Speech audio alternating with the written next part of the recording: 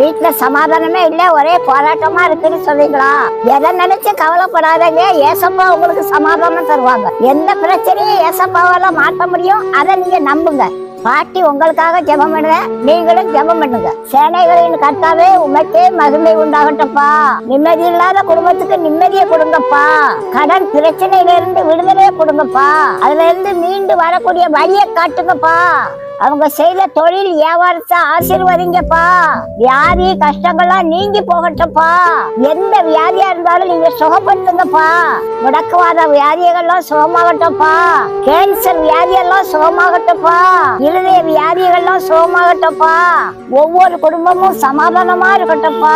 கணவன் மனைவி ஒற்றுமையா இருக்கட்டப்பா. பிரிவினை ஆவிகள்லாம் வெளியேறட்டப்பா. ஒவ்வொரு வீட்லயும் தேவ சமாதானம் வரட்டப்பா. ஒவ்வொரு வீட்லயும் ரட்சிப்பு சந்தோஷம் வரட்டும்பா. பிள்ளைகள் குடும்பமா ரட்சிக்கப்படட்டும்பா. எல்லா அடிமைத்தன ஆவிகள்லாம் வெளியேறட்டும்பா. இயேசுவின் நாமத்தில் ஜெபிக்கிறோம் நல்ல பிதாவே, ஆமென்.